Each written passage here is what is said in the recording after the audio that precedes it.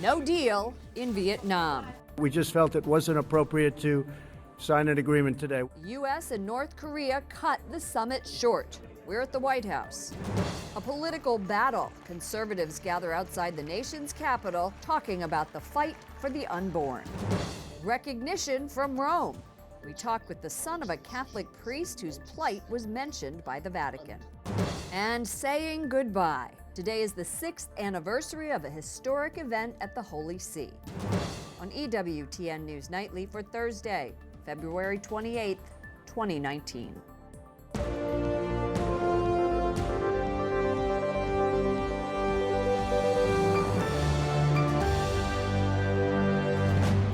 Good evening from Washington, D.C., and thank you to those of you joining us from around the world for news from a Catholic perspective.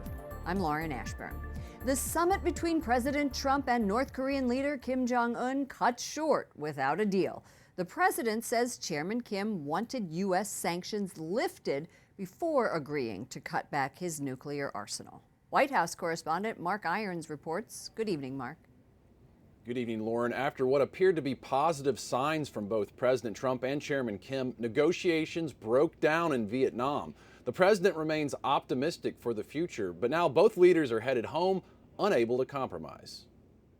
I think actually it was a very productive 2 days, but sometimes you have to walk.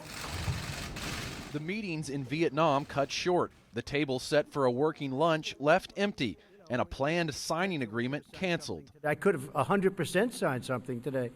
We actually had papers ready to be signed, but it just wasn't appropriate.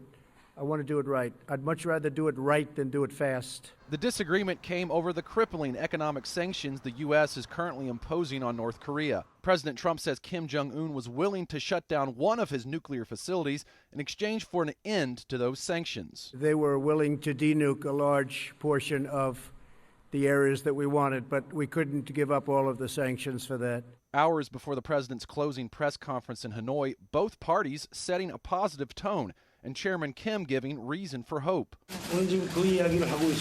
Responding to a U.S. reporter's question, "Are you ready to give up your nuclear weapons?" he said, "If I'm not willing to do that, I won't be here right now."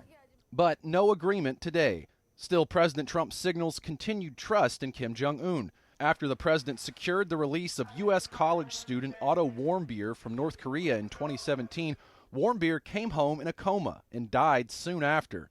Warmbier is believed to have experienced brutal treatment in a North Korean prison, but President Trump says Chairman Kim told him he didn't know about it. I don't believe that he would have allowed that to happen. It just wasn't to his advantage to allow that to happen. And he's giving Mr. Kim the benefit of the doubt on one more thing. The president says the North Korean leader promised no more missile testing. I trust him, and I take him at his word. I hope that's true. But in the meantime, we'll be talking. This afternoon, we learned North Korea is disputing President Trump's explanation for why this summit fell through. The country's foreign minister says North Korea only demanded partial sanctions relief from the U.S. after President Trump had said they wanted removal of all the sanctions. Lauren? White House correspondent Mark Irons. Thank you, Mark. President Trump's former lawyer back on Capitol Hill today for a third and final day of testimony. Michael Cohen testified behind closed doors 1 day after calling the president a racist and a con man. The attorney will report soon to prison after being convicted of lying to Congress. Two Republican lawmakers, Mark Meadows of North Carolina and Jim Jordan of Ohio on the right, asked the Justice Department to investigate whether Cohen lied again yesterday in his testimony. Abortion debates rage in state houses across the country, and Senate Democrats this week shot down a bill to protect babies surviving abortion. Pro-lifers and other conservatives now gear up for political battle. Capitol Hill correspondent Jason Calvi joins us from CPAC, the Conservative Political Action Conference just outside of Washington, D.C. Good evening, Jason. Good evening, Lauren. Conservatives of all types rally here at CPAC. Lawmakers, activists, celebrities, pro-lifers. They're saying they're in the fight of their lives for life. Today we spoke to participants gathering here from around the country. With eyes on Washington, conservatives huddle. 100 years ago, the idea that life was anything less than a sacred contract with God, as it were, that was foreign to us 100 years ago. The issue of protecting unborn life comes up again and again. Voters who are seeing the left kind of, have this new policy of abortion whenever up to birth. I think that a lot of voters are against that. Just this week, 44 Senate Democrats blocked a bill to protect babies surviving botched abortions, including all senators running for president in 2020. When you're actually talking not about late-term abortion, but about what to do with a child that's born and whether or not that child has rights, we've crossed a line that I didn't think I'd see in my lifetime. And I think this bodes well for conservatives and those who support life, because the Democrats have really revealed their extreme stripes. The year before the 2020 election, I will door knock until my feet bleed. pro-lifers we meet are already gearing up for the fight for life. I definitely believe that grassroots wins campaigns. If Democrats keep going as radical as they are on the issue, I think it's going to push away a lot of voters. And Senator James Lankford says he's not giving up. This may take a while, but we're going to keep dialogue going and keep engaging with people, saying, how can you oppose a child alive, crying, looking at you in your face, opposed protecting that life? And we'll keep going until we actually get this done.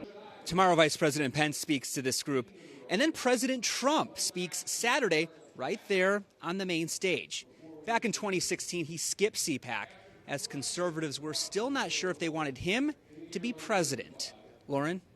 Oh, how things have changed. Capitol Hill correspondent Jason Calvi. Thank you, Jason. As the outcry continues over the Senate's rejection of the Born Alive Abortion Survivors Protection Act, the chair of the U.S. Bishops' Committee on Pro-Life Activities is adding his voice, saying, quote, the vote should horrify and anger the American people. Archbishop Joseph Naumann said in a statement, there should be no bill easier for the Senate to pass. A vote against this bill is a vote to extend Roe v. Wade's license for killing unborn children to killing newborn babies. Joining me now from Capitol Hill is the author of the Born Alive Abortion Survivors Protection Act, Republican Senator Ben Sasse. Senator Sasse, welcome back to our broadcast.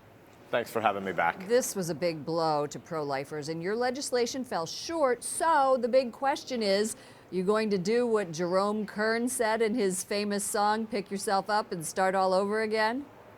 Yeah, we're definitely going to keep working. Let's distinguish between two things. Monday night was a very shameful day for the U.S. Senate. 44 senators voted to filibuster a condemnation of infanticide. It is a truly bizarre moment in our culture. And yet, strangely, I remain optimistic about the long term in the pro-life cause more broadly than just Born Alive Abortion Survivors Protection Act, because I think what we see is young people are becoming more pro-life as they're more exposed to sonogram technology and 3D images of what's happening in utero. That's a baby, and I think more people that see those images clearly recognize that it's a baby. In this case, we weren't even really debating abortion. We were debating a baby that's already been born alive and is outside the womb. And is there trying to breathe, right? I know. Yes. You know, all 6 presidential hopefuls voted against the measure. Do you think that's going to strike a chord with voters as we look ahead to 2020? You know, I think Monday night was so tragic. I want to start by saying this should be so far beyond politics, beyond right versus left, beyond Republican versus Democrat. This should be about, do you have a heart? If you have a heart, you want to defend the poorest and the most vulnerable and the weakest among us. Now, when you get to the political point you're making, I do think there is an echo chamber in the Democratic Party right now that's become so extreme and so out of touch with real Americans. I think the polling we saw last week on this had more than 80% of Americans in favor of the Born Alive Abortion Survivors Protection Act, and even 3/4 of self-defined pro-choice or pro-abortion rights people said they thought you can't withhold medical care from a baby that's already been born. So I do think these Democratic presidential candidates are listening to an echo chamber of DC politically addicted odd people, frankly, and cable news addicts on the far left, and I don't think they really understand where America is. This shouldn't be about how the polling works. It should be about what's morally right. But in addition, I think they're going to have found themselves out of touch, not just morally, but politically. You know, before we let you go, I'd like to get your reaction to yesterday's House Oversight Committee testimony by former attorney for the president, Michael Cohen. Republicans spent all day calling him a liar. But do you think that he provided damaging details about President Trump? So I was fully engaged in my Senate side committee work yesterday afternoon, so I actually didn't see even a minute of Michael Cohen's testimony yesterday. He testified before us the day before in the Senate Intelligence Committee. We have a small select committee on intelligence in the Senate, and so a number of us were in there with him for the majority of the day before, but because all that testimony is classified, I don't really have anything that I can reveal here, but I'll just say at an anthropological level, at a human level, there's a sad guy going through some ugly stuff, much of it of his own making. But we're at a place right now that you walk away from a hearing like that, and I think we just know there's a lot wrong in the country. Okay, thank you so much for your insights, your thoughts. Best of luck pushing ahead on that pro-life agenda. Senator Ben Sasse, Republican from Nebraska. Thanks for having me.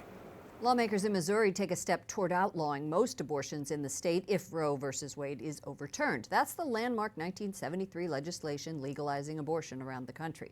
The wide-ranging proposal is now heading to the state Senate. Indian soldiers remain on a heightened state of alert tonight. They're clashing with their neighbor, Pakistan, after a series of military conflicts this week. Pakistan's prime minister says to ease tensions, he will free an Indian pilot shot down in air raids. But India remains cautious. Correspondent Wyatt Goolsbee has more from the State Department. Good evening, Wyatt. Good evening, Lauren. President Trump says the United States is working with both India and Pakistan to stop the fighting. The president says hopefully the conflict will end soon, but Indian and Pakistani soldiers have been shooting at each other throughout the day, forcing innocent people to flee their homes. Pakistani government buildings near the conflict zone with India are filling up fast as men, women, and children are seeking shelter. Schools are closed, and authorities are urging parents to keep their children at home amid mounting tension. This woman says she and her family hid in a self-made bunker overnight after they heard gunfire. When the sun came up, they left their home to come to the shelter. India and Pakistan are fighting in a disputed region called Kashmir, an area both countries have claimed for decades. The most recent clash, an Indian plane shot down yesterday by the Pakistani military. Today, Pakistan's prime minister announced he would release the captured Indian pilot tomorrow as a, quote, peace gesture. Officials with India's Air Force say they are happy with the decision and look forward to welcoming their pilot home. However, an Indian Army general says their troops remain at the ready. I wish to assure the nation that we are fully prepared and in a heightened state of readiness to respond to any provocation by Pakistan. While in Vietnam today, President Trump spoke about the long-running conflict in Kashmir. And it's been going on for a long time, decades and decades. There's a lot of dislike, unfortunately. So we've been in the middle trying to help them both out, see if we can get some organization and some peace. The president and other world leaders have called on both countries to stop the recent fighting, which started 2 weeks ago. Another reason why many around the world are trying to avert war, both India and Pakistan have nuclear weapons. Today, dozens of human rights activists rallied in the capital of Pakistan, urging both countries to reach a peace agreement now. Lauren? Correspondent Wyatt Goolsbee reporting from the State Department. Thank you, Wyatt. Secretary of State Mike Pompeo arrives in the Philippines. He met with President Rodrigo Duterte about security and territorial conflicts in the South China Sea. America's top diplomat also briefed Duterte on the U.S.-North Korea summit. Dozens of journalists in Australia may face charges over their reporting of Cardinal George Pell's trial. Lawyers say the reporters may be accused of breaching a gag order that prohibited revealing the cardinal's December conviction for sexually abusing 2 boys, and that ban was lifted just this week. Pell is fighting the ruling. The Vatican is highlighting the work of an Irish psychotherapist who defends the rights of children fathered by Catholic priests. Vincent Doyle is the founder and director of Coping International. He was recently in Rome during the Vatican Summit on Clergy Sex Abuse, and Doyle, who is the son of a priest, says the church guidelines for priests who have children are nothing new, just basic Catholic doctrine. And Vincent joins us from Ireland. Welcome back to our broadcast, Vincent. You know, this week the Vatican published this interview with Cardinal Stella, the head of the Congregation for the Clergy, and that's the department that governs these guidelines, and he talked all about it. When you heard that piece, what was your reaction? I was, the last time I spoke, we spoke about non-acknowledgement and that being the central problem for children of priests. So to have Cardinal Stella, the prefect of clergy, acknowledge this issue is a momentous step. In and of itself, the acknowledgement is, I've always believed, is 50% of the resolution, of the solution. So I felt delighted and encouraged. Are you surprised at your role in this? You were quoted in the New York Times, and then the Vatican says children of priests, and they talk about it at a press conference, and now Cardinal Stella talks about it, and you're quoted in this article. Right. Yeah. I mean, you could let it run away with you, I suppose. But I heard a wonderful statement, I forget where. It's not who is right, it's what is right. And Coping is not speaking about anything new here. We're talking about Catholic social doctrine, pro-life, respect of life from womb until tomb, not to stigmatize based on sexuality or race or parentage. So these are very basic fundamental precepts of Catholic theology and Catholic morality. So as a Catholic, letting aside that my father was a priest, I would feel called to say the right thing. So thank God it is a privilege, but you kind of have to get past that and then look at the work. If you start getting caught up in the fact that you're doing it, then the work stops, you know? Well, we talked before the end of the abuse summit, and I'm curious to get your reaction to the Pope's comments about that. Right. Well, he did speak. He echoed a comment that he made in Knock in Ireland last August. I've always felt that the definition of abuse was too narrow, and it looked solely at sexual abuse. And sexual abuse in and of itself includes psychological, includes emotional. So he spoke about apologizing for abuse of any kind. Vincent, do you think that what was said in this article about it not being blanket case as to whether a priest leaves or not is spot on? Absolutely. The Irish Catholic bishops in 2018 echoed a similar sentiment that there's no default expectation that he either A, leave or be expected to stay. So Cardinal Stella said each case is examined on its own merits and its own particular circumstances. So that should be enough to take away the fear, particularly where a priest has a child who Cardinal Stella said is 20 or 30 years old. There's now, thank God, is no blanket response to this anymore. There's no default response. And that was a large part of the problem. So thank God His Eminence has recognized that and done away with that. Vincent Doyle, son of a priest, thank you so much for joining us. Thank you, Lauren. Coming up, analysis of President Trump's shortened summit with North Korea. And the head of the Archdiocese of St. Louis reacts to the Vatican summit on ending clergy sexual abuse.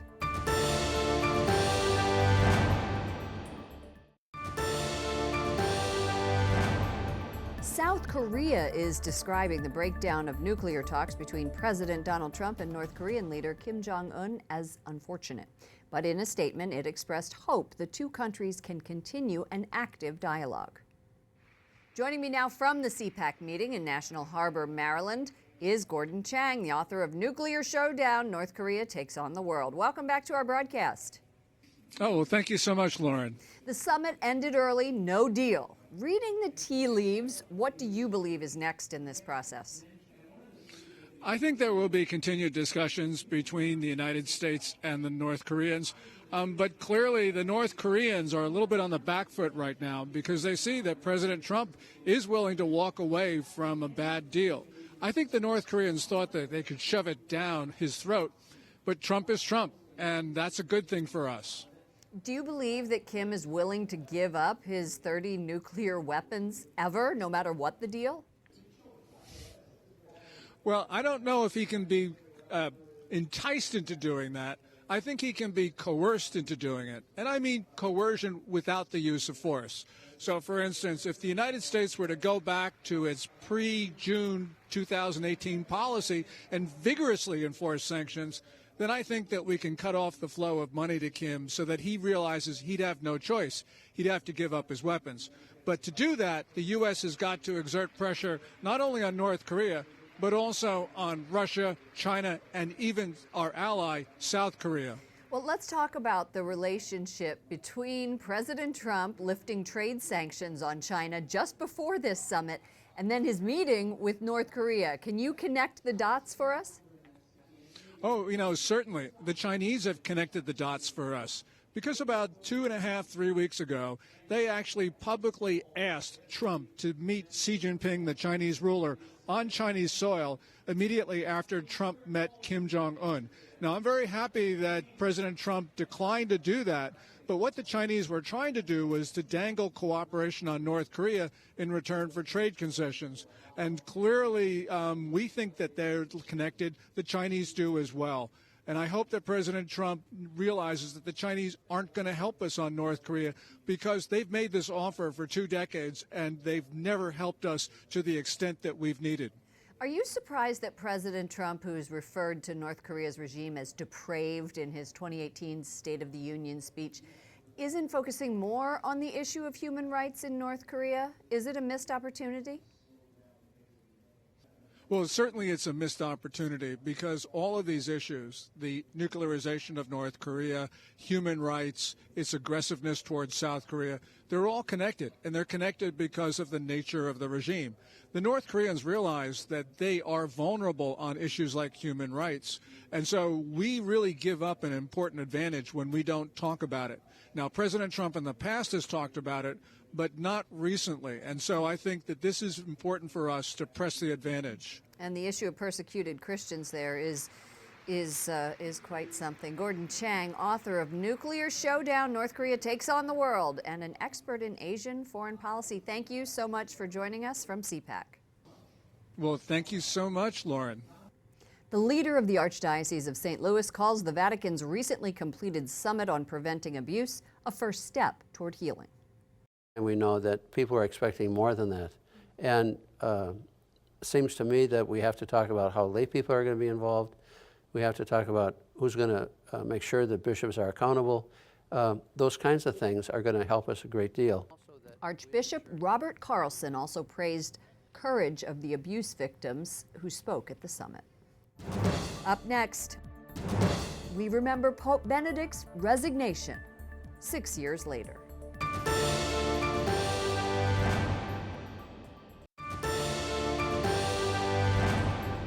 La compassione di Dio è grande, mi perdonerà di molti peccati.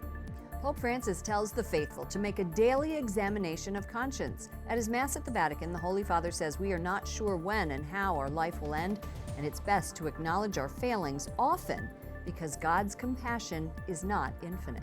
Finally tonight, 6 years ago today, Pope Benedict XVI left the Vatican, boarded a helicopter, and flew into retirement after an 8-year pontificate. He was the first pope to resign in 600 years. We leave you tonight with moments from that day, February 28th, 2013. I'm Lauren Ashburn. Good night, and God bless you.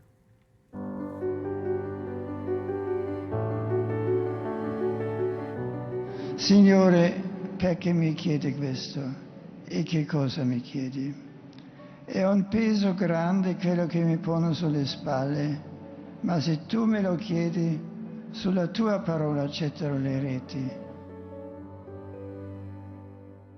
Anche io sento nel mio cuore di dover soprattutto ringraziare Dio che guida e fa crescere la Chiesa. Amare la Chiesa significa anche avere il coraggio di fare scelte difficili, sofferte.